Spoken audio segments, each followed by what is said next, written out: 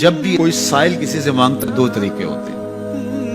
کچھ سائل ایسے ہوتے ہیں جو کوئی بات نہیں کرتے, سیدھا کے ہاتھ پھیلا دیتے ہیں. ایک تو سائل یہ ہے. اور سائل مانگنے والے جو بڑے اچھے طریقے سے مانگنے کا بھی فن جانتے ہیں تو ان کا طریقہ یہ نہیں ہوتا کہ کسی کے آگے جا کے بس ہاتھ پھیلا دیں. پہلے وہ اس کی تعریفیں کرتے ہیں, پھر جو ہے وہ اس کی رحم دلی کا ذکر کرتے ہیں, پھر اس کے مال و اسباب جو اس کو دیے گئے ہیں ان کے قصیدے پڑھتے ہیں, پھر اپنی وفاداری کا اظہار کرتے ہیں, پھر جھولی پھیلاتے ہیں. تو یہ دوسرا اور مہذب طریقہ ہے. ایک تو مانگنے والا اپنی ضرورت کو یوں ہی کسی کے سامنے رکھ دے, اور ایک یہ ہے کہ مانگنے والا اپنی ضرورت کو رکھنے سے قبل جس سے مانگ رہا ہے پہلے اس کی تعریف کرے. اب بندے اللہ سے ہدایت مانگنے کے لیے کھڑے ہوئے, پہلے تو وضو کیا, صاف ستھرے ہوئے, کانوں پہ ہاتھ لگائے, اس کے بعد ہاتھ باندھ کے ادب سے کھڑے ہو گئے, اور اب مانگنے لگے تو کیا بولے, الحمدللہ رب العالمین. وہ آتے ہیں نا مانگنے والے دروازے پہ تو کہتے ہیں دوبارہ وسدہ روے, فلاں ہو فلاں ہو, وہ تعریفیں کرنے لگ جاتے ہیں. تو یہ مرحلہ ہوتا ہے. ابھی اس نے سوال لب پہ نہیں لایا ہوتا تو گھر والا پہلے بچے کو کہتا ہے جا اتنے پیسے اس کو دے گیا. میاں وہ تو آپ کی تعریفیں کر رہا ہے, مانگ تھوڑا رہا ہے. وہ سمجھتا ہے جو تعریفیں کرنا شروع ہو گیا یہ مانگنے کے لیے تو کر رہا ہے. اللہ اکبر. تو جب بندہ الحمدللہ کہتا ہے رحمت اسی وقت برسنا شروع ہو جاتا ہے.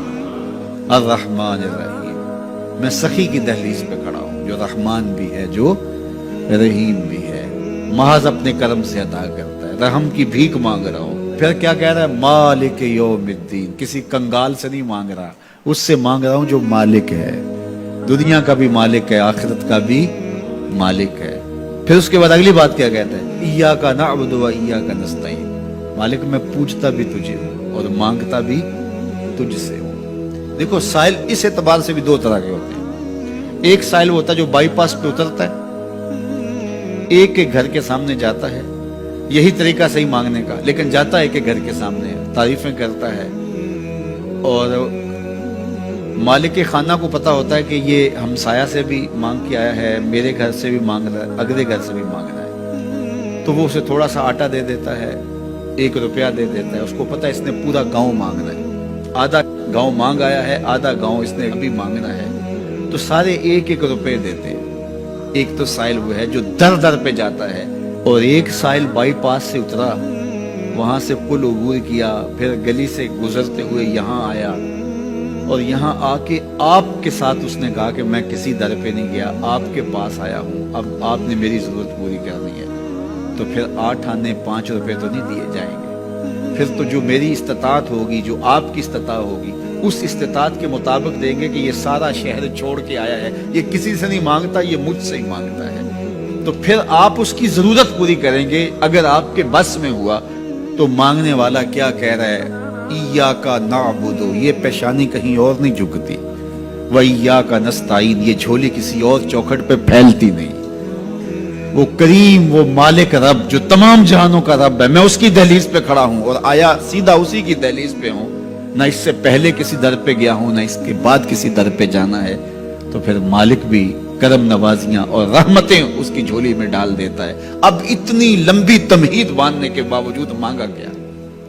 ذرا غور کیجئے, یہ وہ ہے جو ہم ہر روز ہر نماز کی ہر رکعت میں مانگتے ہیں, اور مانگنے کا طریقہ کتنا خوبصورت ہے, اور مانگنے والے یوں ہی مانگا کرتے ہیں. پہلے جس سے مانگنا اس کی تعریفیں کرتے ہیں. آپ نے مانگنے والوں کو دیکھا جو سلیقے سے مانگتے ہیں, تیرے بچے وسط دے رہے ہیں, تیری جد آباد رہے, تیرا خاندان آباد رہے, وہ مانگتے ہیں. اس طرح پہلے تعریفیں کرتے ہیں, پھر کہتے ہیں تیری فیکٹریاں چلتی رہیں, تیرے جو ہے تیری جائیداد بڑھتی رہے. تو وہ اس کے خزانوں کا ذکر کرتے ہیں, اور پھر کہتے ہیں کہ یہ فقیر نمانہ تیری چوکھٹ پہ آیا ہے, اس کی ضرورتیں تو پوری کر دے. اب بندہ بھی اللہ کے حضور جب حاضر ہوتا ہے تو مانگنے کا سلیقہ کیا ہے؟ سب سے پہلے کہتا ہے الحمدللہ رب العالمین. میں کسی کنگال کی چوکھٹ پہ نہیں آیا, تمام جہانوں کے پالن ہار کی چوکھٹ پہ آیا. اسی کی تعریفیں اختیاری بھی غیر اختیاری بھی, واسطے کے ساتھ بھی بلا واسطے کے ساتھ بھی, اسی کی خوبی ہیں, سارے اسی کے کمال ہیں, وصف سارے اسی کے ہیں. پھر اس کے بعد کہتا ہے الرحمن الرحیم, وہ رحمان بھی ہے، وہ رحیم بھی ہے۔ پھر اس کے بعد کہتا ہے مالک یوم الدین، وہ دنیا کا ہی مالک نہیں، آخرت کا بھی مالک ہے، یوم حساب کا بھی مالک ہے۔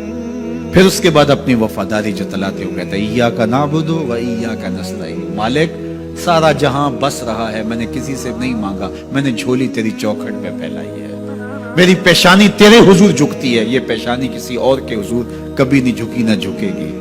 یہ سب عرض کرنے کے بعد پھر مانگتا کیا؟ اہدنا الصراط المستقیم، مالک مجھے سیدھی راہ پہ چلا دے، میں تیرے حضور آیا ہوں، مجھے ہدایت کا نور عطا کر دے۔ انشاءاللہ یہ ہدایت کیا ہے اور ہدایت کی قسمیں کیا ہیں، اور پھر اس دعا کا جواب اللہ کی طرف سے کیا آتا ہے، اور بندے پہ کتنی کرم نوازیاں ہوتی ہیں، انشاءاللہ یہ مضمون کل ہوگا۔ اللہ مجھے آپ کو اپنی رحمتوں کے سائے میں رکھے۔